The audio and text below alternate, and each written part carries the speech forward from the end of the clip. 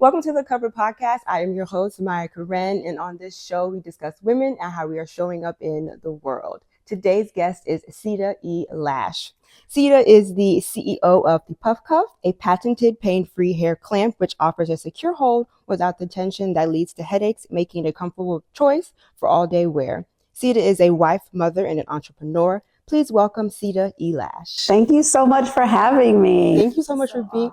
Thank you. And I've actually heard of the PuffCuff, so I'm dying to talk to you and to hear your story. So first, let's just start from the beginning. Tell me why you decided to go natural. Ooh, okay. I didn't decide to go natural. Okay. What happened was I would get my relaxers every 4 to 6 weeks. During that time, I couldn't get into the beautician's chair because I was a kitchen beautician. I was always just trying to think when my hair was longer, I would relax it myself. So that makes me think that my hair was shorter, so I was getting it cut. So I was going into the salon to get my relaxer every 6 to 8 weeks. The whole time since I started getting a relaxer, since I was like, maybe I was 10 or 11, because that's when you became a big girl and you got your relaxer, stop getting press and curl and you got your relaxer. So I had been having relaxer majority of my life. And I believe I was in my 30s at this point. Couldn't get into the salon, and I ended up waiting more like 8 to 9 weeks. And when that happened, all of the dermatitis that I had been suffering with for years, to the point I thought I just had eczema, it just all disappeared.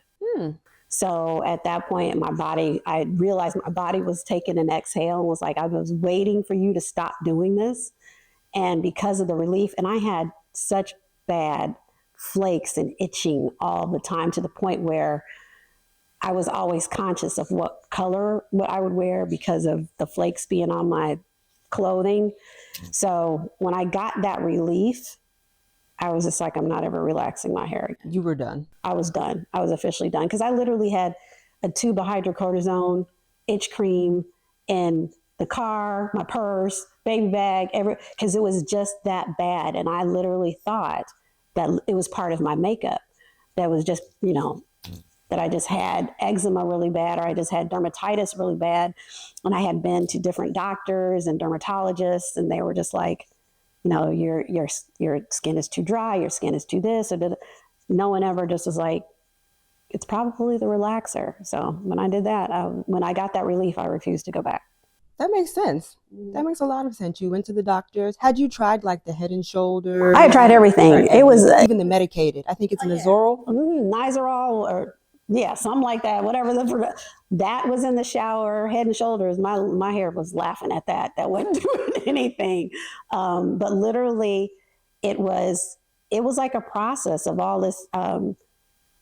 Always feeling like I was always conscious of a flake standing. It was big flakes.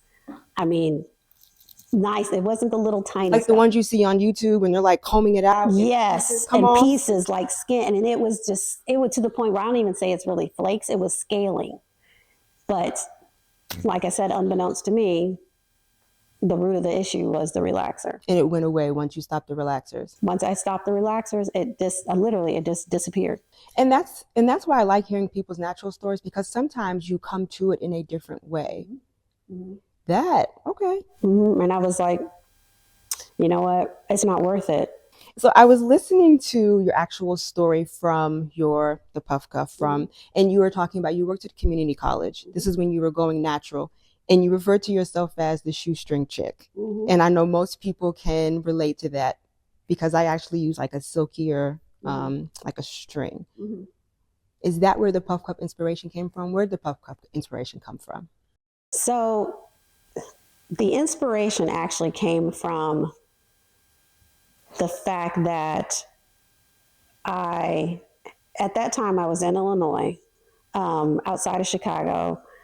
Everyone has to commute to work in Chicago in some type of way. I didn't have a train commute, so I had to drive. My commute to work and from work, to work and to home, was an hour each. What I realized was, it started back, after I did my big chop and I started growing out my hair, I was the only Black woman in the department. And growing out your hair naturally, like I said, back in 2006, it was like, ooh, what's going on? You're the topic of conversation.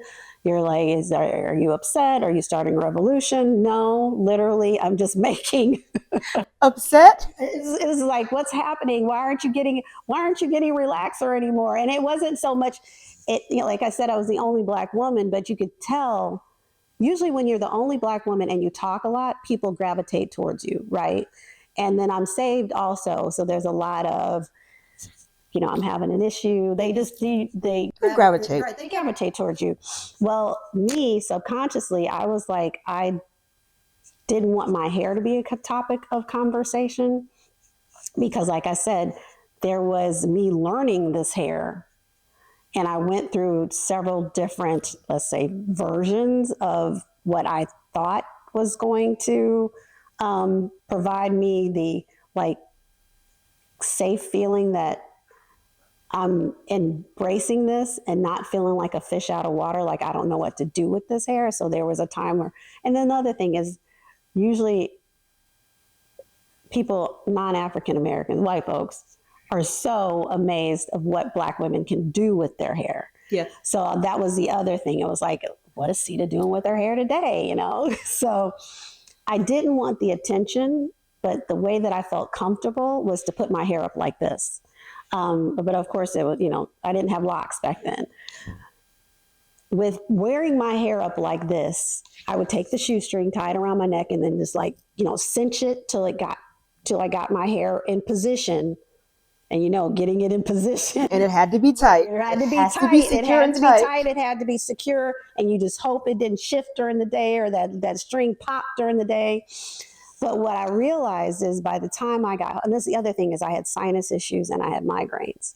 So by the time I got home from work and I'm trying to be a decent human being, mother of twins, wife to a brother who was like, I waited till you, what are we going to make for dinner? I was waiting for you to get home. And you're just like, this makes no sense that my hair, the way I'm styling my hair is the agony of a long day. And it was just like, this is ridiculous. It doesn't make sense that I have to be in pain in order to style my hair the way that I feel comfortable. So that is what actually inspired it, is just wanting to be comfortable with myself, with this new hair that was growing out of my head that everyone, no matter what ethnic background they came from or were, was paying attention to. I didn't want the attention because I'm finding a new me, right? And all I really was doing was, I was just tired of the flakes. It wasn't like I was like, I'm self-discovering, I'm, getting to my natural identity. You weren't even trying to make a statement. I was not making a statement. It was like, I'm tired of itching and flaking. That's what it was. But it came with so much more. So that was the inspiration. So I had the idea, and I had a picture of it in my mind. I'm a graphic designer by career, so I can visualize things pretty well. And I had come across a little clip that was in the hair drawer. Everybody got the hair drawer in their mom's bathroom, and it was a clip about this big, and it had teeth all the way through. And in my mind, I was like, if I can find something on a much bigger scale and not have the teeth try to penetrate the hair, but the teeth kind of act like fingers and just hold the clip in place, then to me it made sense, because it's like we don't need anything to constrict and bind our hair because our hair is already thick. And what clicked to me was elastics and hair ties and banana clips, they're all binding the hair and constricting it. But it's really for those items, those items are really made to bind and give thickness to straight strands. We already have the thickness and we already have the bulk, so we don't need anything to constrict our hair to give it bulk. So I was like, if I could figure something out based on this design but to give my hair enough space to breathe, then it should work. I sat on the idea for at least 8 years. That long? Yeah. Because let's be honest, we don't have people usually within our circles that have produced products. This is true. Or even that step into full entrepreneurship. We have, I mean, my mom's was an entrepreneur. My dad is an entrepreneur. There's entrepreneurs in the Black community. But how many of those entrepreneurs are doing it and have exited and have successful businesses? We usually do it out of necessity to live, not necessity for legacy, right? Yeah, we've got barbers and beauticians and restaurant owners, but it was, how many of those people can you say they ran a successful business? Yeah. Or they'll go into business with something that is already tangible. Right. It's already tangible, there. Right. You had a new idea. A new idea that I needed to bring out of my head and make a physical product. And I was like, I don't know what I'm doing. Even sometimes to this day, I don't. It's an interesting journey. But it was, I don't know how to do this. And I don't know if I'm smart enough. I don't know if I know I don't have the money to do it. So doubt began to set in. It wasn't even set in. It was there. It was there and holding me back. But then the thing that I had a life moment where Your grandmother was diagnosed with congestive heart failure. And actually it was her clip. It was either hers or my mom's clip that was the inspiration behind the idea. I keep on pointing this way because I'm wearing a PuffCuff, of course. I ended up being able to take care of her during her last months of life. She was an independent woman, lived independently all up until she was 99, and then she was diagnosed with congestive heart failure. My dad is an only child, and it was very much like the doctors said that she can no longer live alone, and she was like, I'm not living with your father. So, and I was like, no, Grandma, I wouldn't do that to you. You've got to come live with me. So during that time, what ended up happening is, which I didn't really put this part of the story out there until most recent years. We were also on the list to be adoptive parents. I've always wanted to be an adopted mom, mainly because I would see children that were born into situations that they didn't ask for and be neglected and mistreated or dropped off at Big Mama's house. And it's like one of those things, I say dropped off at Big Mama's house when there's the drunk uncle in the basement. You know, that's not the ideal situation for a child who was born to parents that couldn't necessarily take care of that child.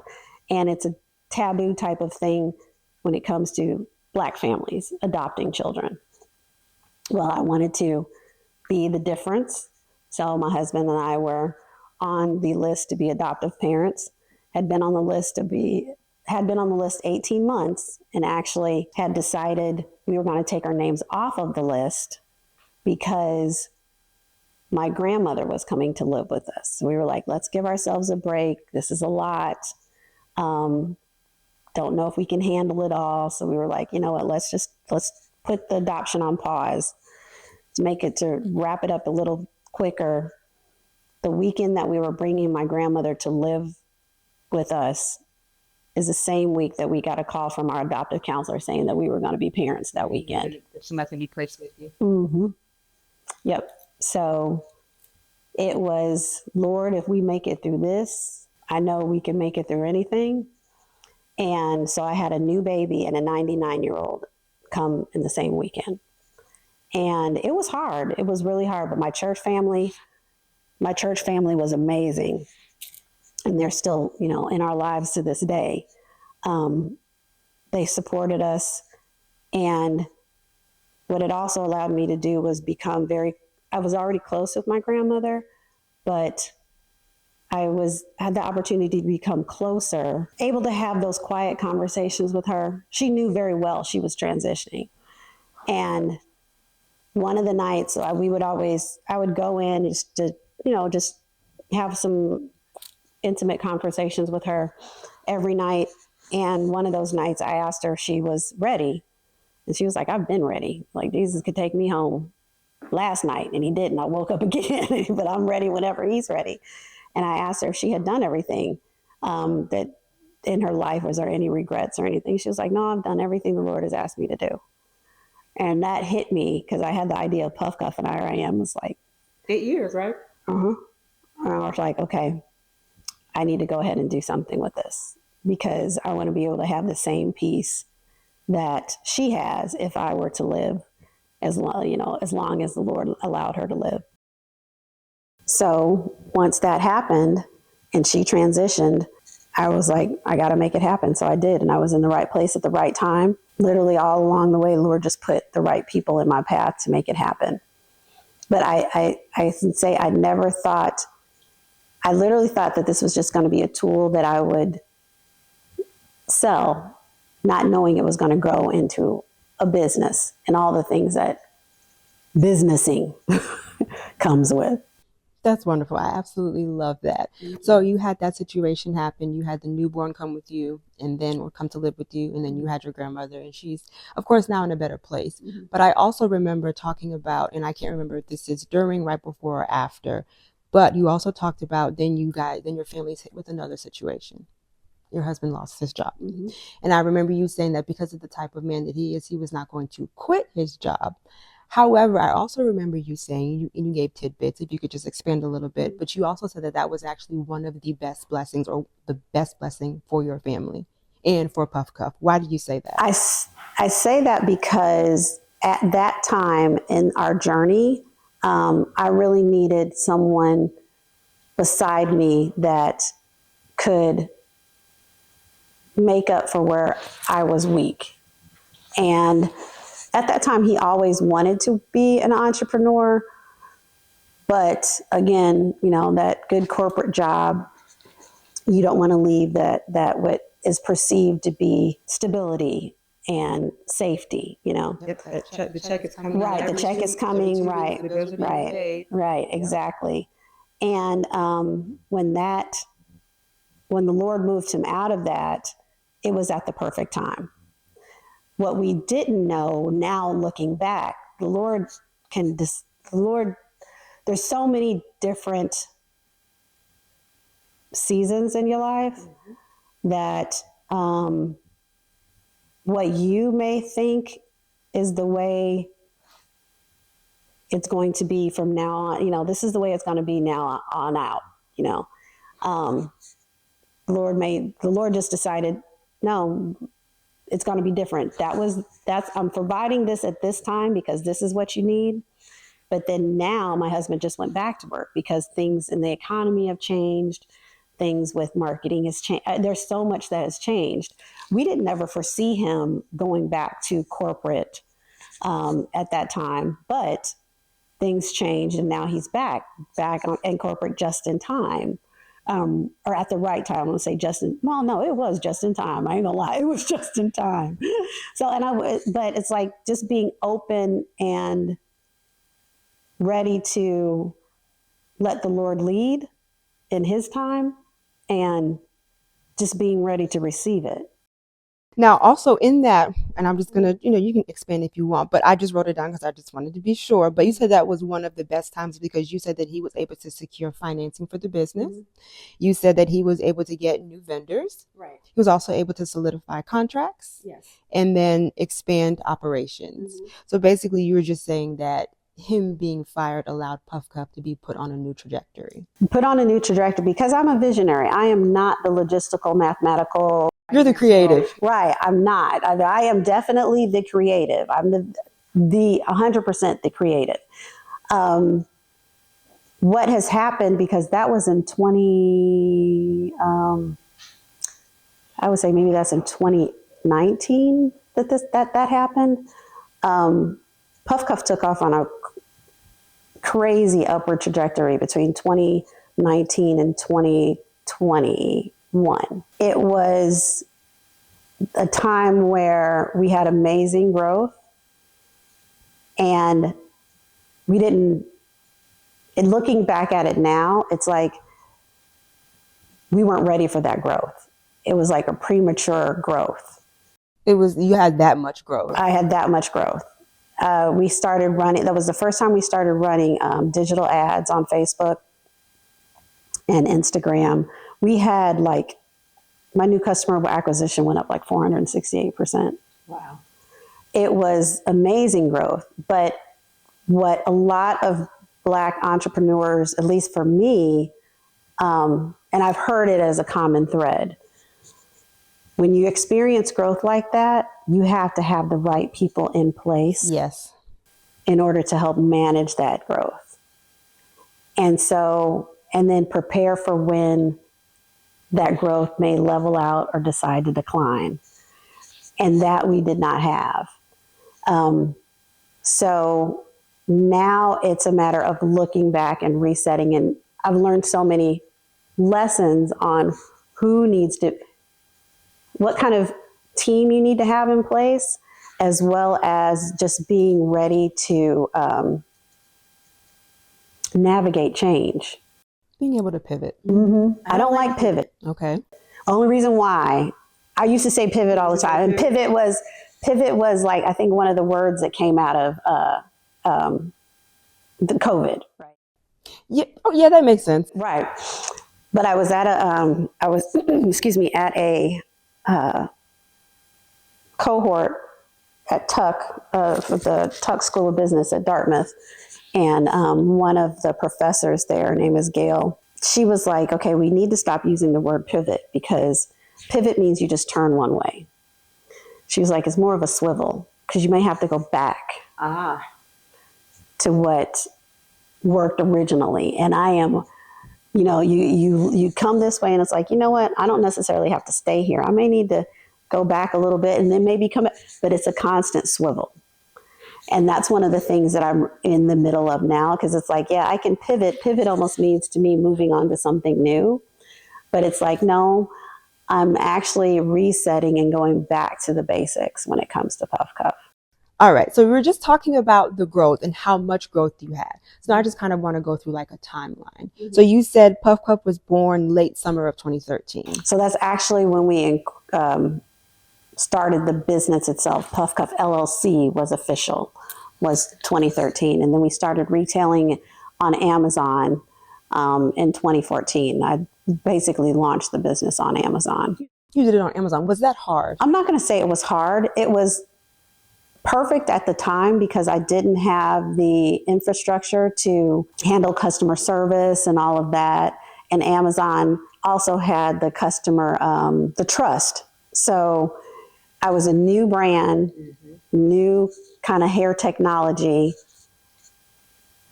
with very little reputation, other than I had done some, blasts on Facebook and a couple of crowdfunding campaigns. I leaned on Amazon's customer service policy because I figured if people trusted Amazon, then they would be able to allow PuffCuff to have some of that trust. And it worked. We did that we still retail on Amazon to this day. So I've been on Amazon going on 11 years, 2014, this is 2025. So yeah, going on 11 years. Amazon is definitely not the Amazon of yesterday.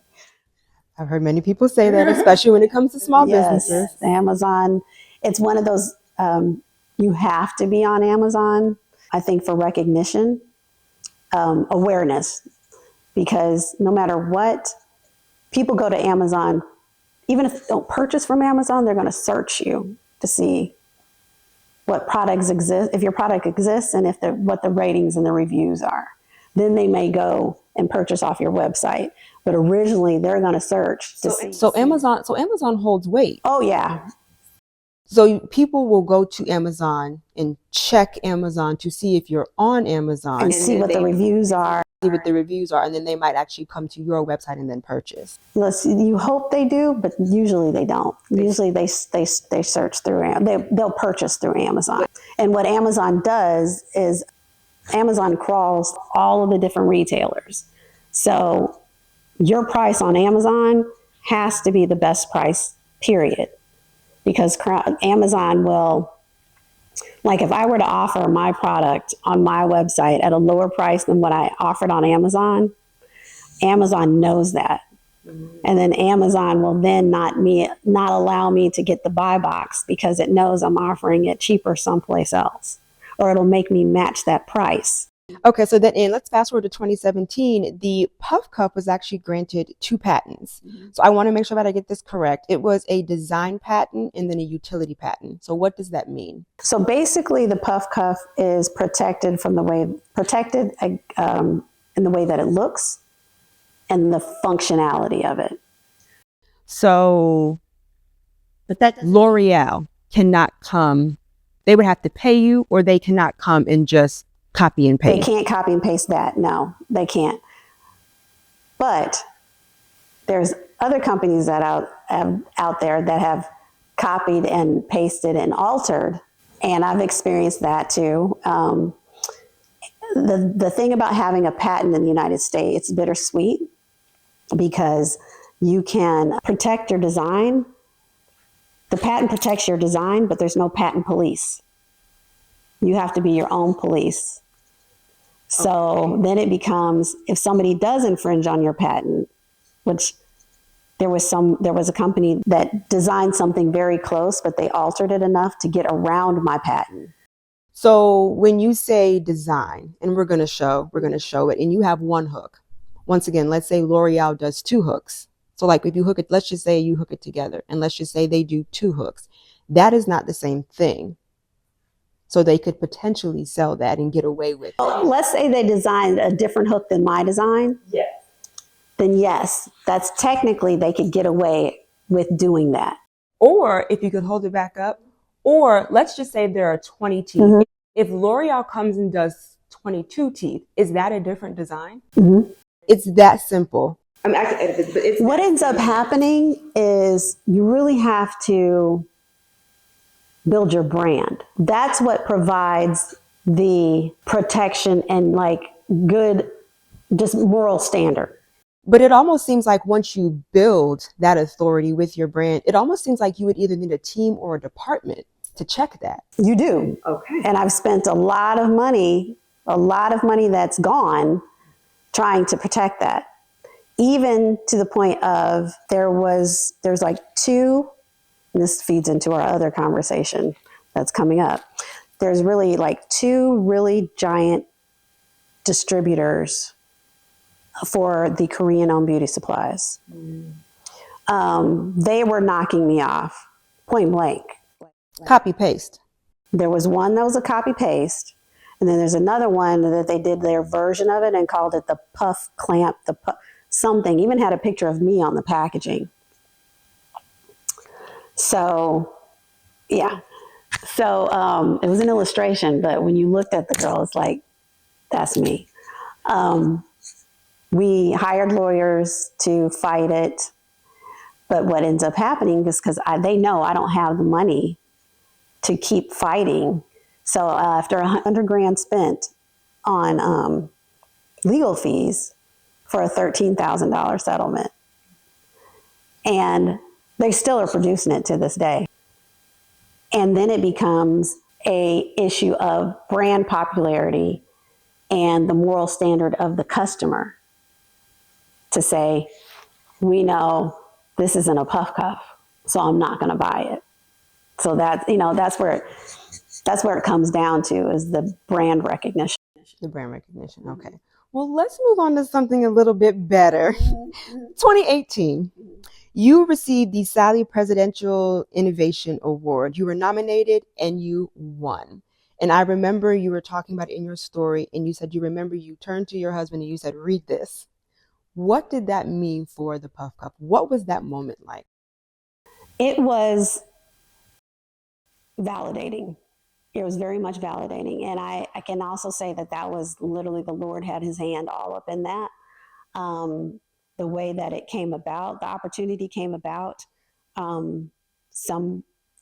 Two people sending me emails saying I need to apply for this particular award that they were giving out. It was called the cultivation.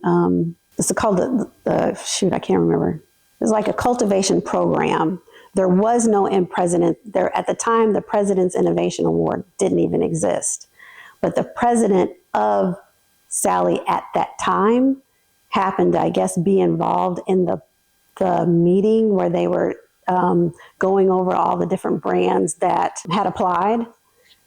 And she saw the PuffCuff, and she created the President's Innovation Award for the PuffCuff, because it was a Cultivate program. That's what it's called. It's called the Cultivate program.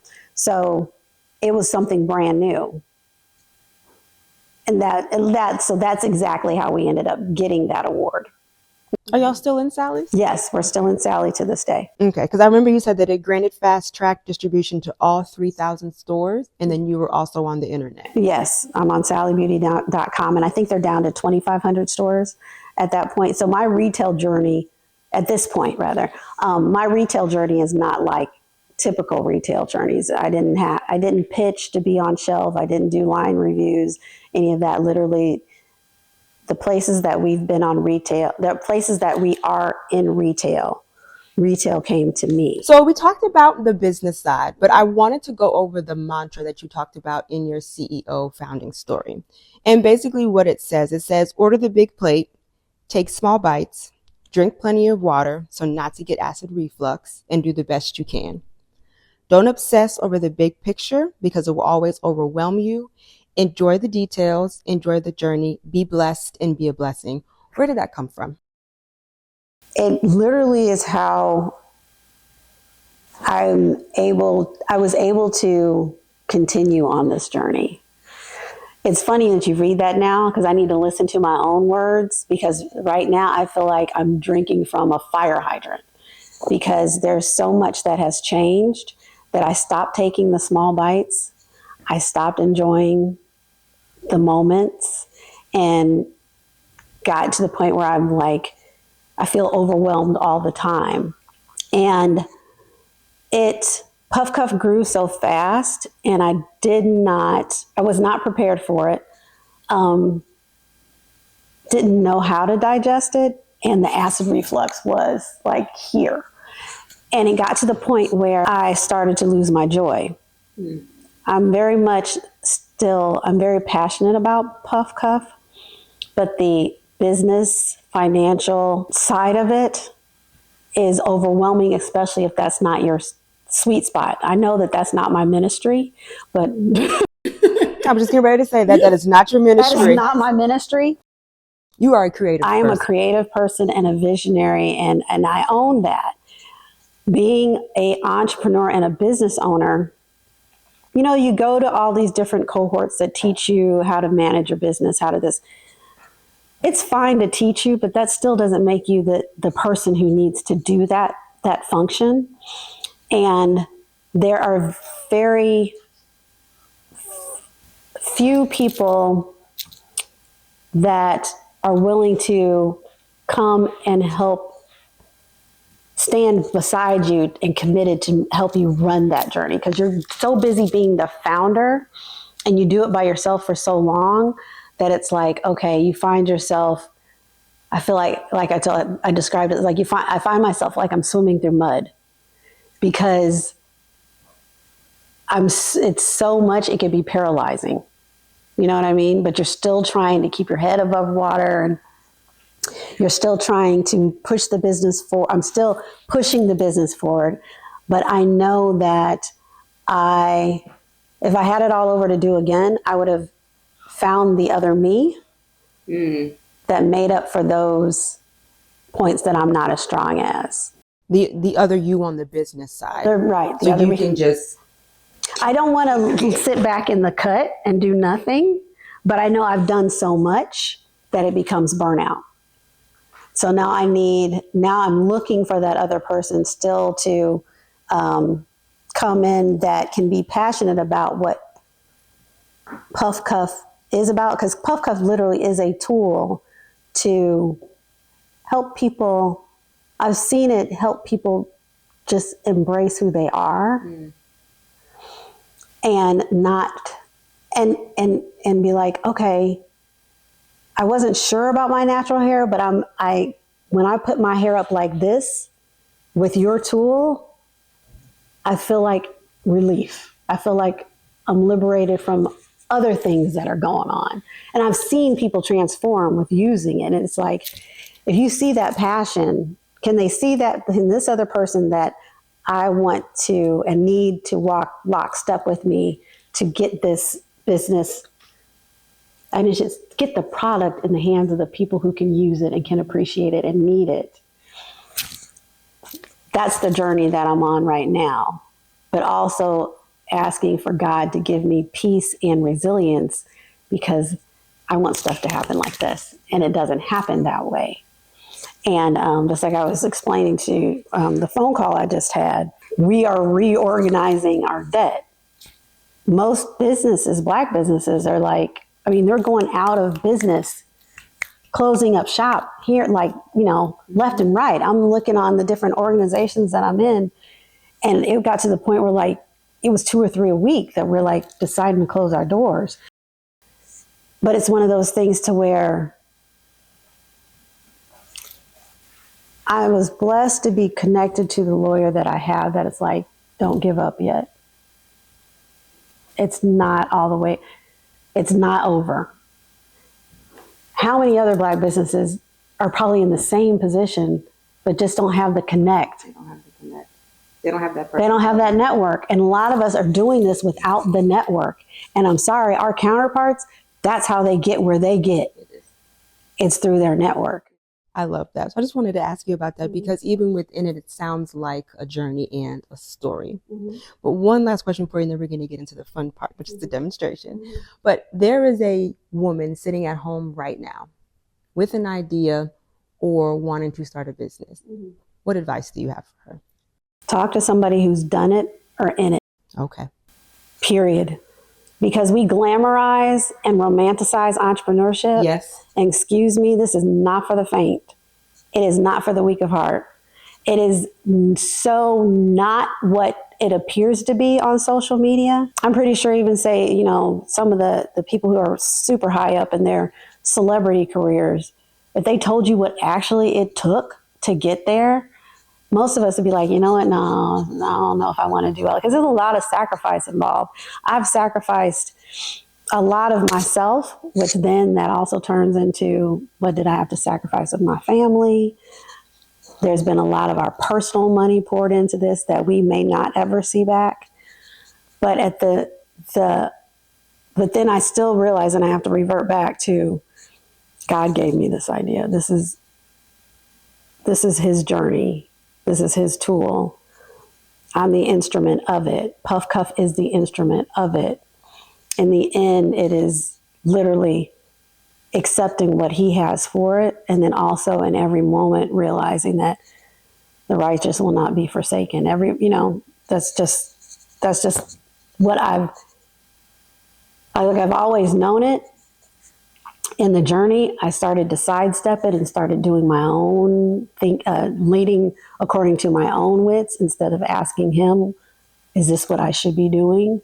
But then he slowed me down and was like, look, I want to remind you that you're not doing this for you. You're doing this for me. And you're going to have to do it according to my will, whether you like it or not. And it's been absolutely, I'm finding my peace in that. Because I know a lot of business owners that are like, my joy was taken, but I had to protect my peace, so I had to let the business go. Honestly, if the Lord told me, I always said, and the Lord tells me in an audible voice to shut it down, I'm shutting it down. He hasn't told me that yet. But I'm also seeking to say, if that's your will, then let me know that. And I love that. We're going to leave that right there. Let's get into the fun thing, the demonstration. So we are now getting ready to demonstrate what you have been working on, the PuffCuff. Are we ready? Yes, I'm ready. Are you ready? I'm ready. Okay, so let's do it up then. Okay. And it really depends on how full you want it. Okay, so you said you normally wear it either down or up. Yep. Like right here? Mm-hmm. So the key is, about right here. Mm-hmm. I'm going to show you different sizes because it'll give you different looks just depending on the size.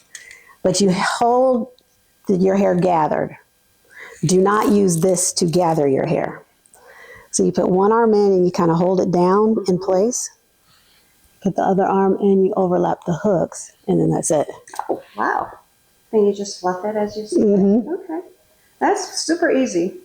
How does it feel? Feels good. It feels a little tight, but I think you can, and then you said you can loosen it a bit.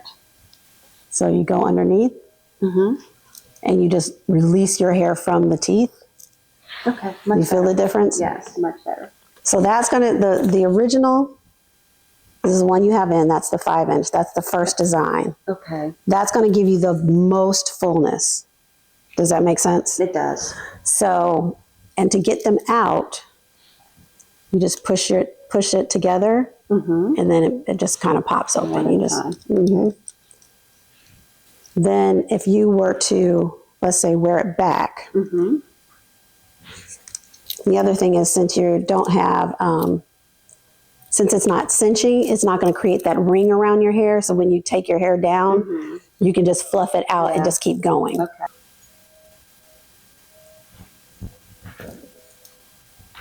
So you can secure your hair all in this smaller one, which the next smaller size, which is called the junior. It is really heavy-handed. I'm very heavy-handed. You do the same thing. You see how I put it in? Okay. And I put it in at the base of the puff near your scalp. Okay. Bring it around. And now it's going to give you like a higher look. Yes. Not as full because it's still holding your hair, but it's holding it in a smaller. Yes, the other one gives me more fullness. And this, I actually like this because it looks like a little neater. I want a neater, like high bun or something. You could do the same thing with the big one, but you're going to slick down your sides, tie it down. But you would still have you'd still have the fullness. I like this better because it's not as big, it's a little smaller. More condensed, compact. It would depend on how I'm dressing. If I wanted a big puff. Or a tighter one like this one. Yeah, I like it. So this is a little tight, but again, you could loosen it some. So I want you to put the mirror down and just go underneath it and just hold on one second. You don't even have to hold your hair. I'm just going to hold it, but just kind of go underneath it and let your hair go from the teeth. So pull it up or just pull it out? Let me look in the mirror and then I'll show you what you'll see. See, I'm just going to go like this. And all I'm doing is kind of releasing your hair from the teeth. Okay. Did that? Yeah, that much better, much better. But all I did was just kind of, and that's it. I have a tendency to do it crooked a little bit. I don't know why, but. Yeah. I love it. I really like it. This is great.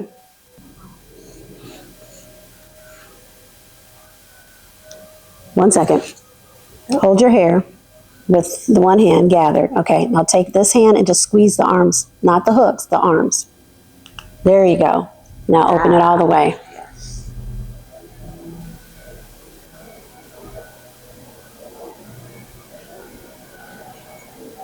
Okay. So same thing, we're just gonna gather it up. And you are a top girl, right? Yes, I'm a top knot. So actually I'm gonna use this one, which you probably think you wouldn't use this size, but you are. Okay. Because I'm able to, when I wrap my whole fist around your hair, I'm able to touch my fingers together. So that's why I kind of know that that's the size. So I'm gonna put one arm in and I'm going underneath all of your tendrils here. That's it, right? Oh my God. And then what we're going to do... Slightly tight. Slightly? Okay. You feel me letting it loose?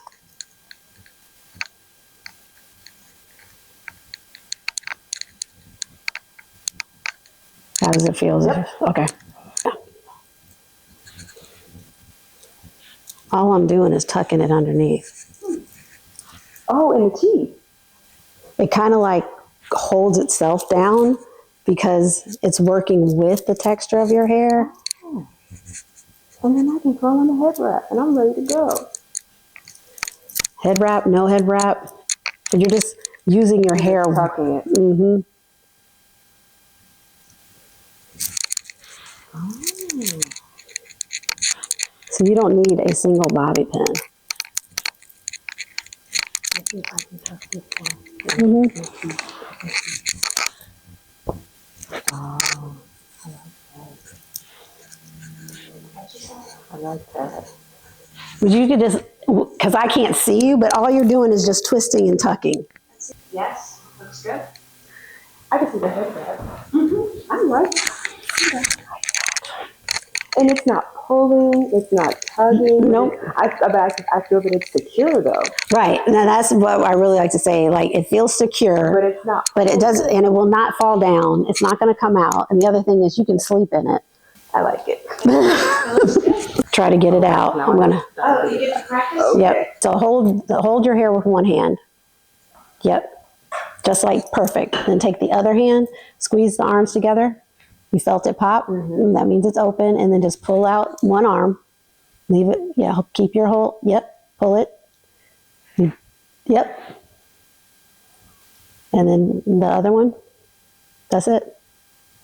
Love it. I do. Those demonstrations were so fun, and we can clearly see that the PuffCuff is so easy to use. If you could just let everybody know where they can find you and what's coming up for the PuffCuff. You can find the PuffCuff at thepuffcuff.com. We're also for sale on Amazon. You can find us in all three of our SKUs, our top three SKUs, the original, which is the 5-inch, the junior, which is the 3-inch, the mini, which is the 2-inch, at Sally Beauty Stores and sallybeauty.com. And we are also reviving our listings on target.com. And what's to come to PuffCuff? We just really need everyone to let a friend know about the PuffCuff. There are so many people in this world that has the, there's so many people in this world that are tired of elastic hair ties and the headache and the tension that come with them. And the PuffCuff is the liberating tool that will relieve all of that. And we just need everyone to let everybody else, let someone know, tag a friend or whatever, to say, try a PuffCuff, girl, because it delivers on its promises. We've been around 11 years. I imagine we would not still be here if it didn't work. So just tell a friend and have them go to thepuffcuff.com. And we are at the PuffCuff on all social channels. All right. Thank you so much for this conversation, and I will see y'all next time. Bye.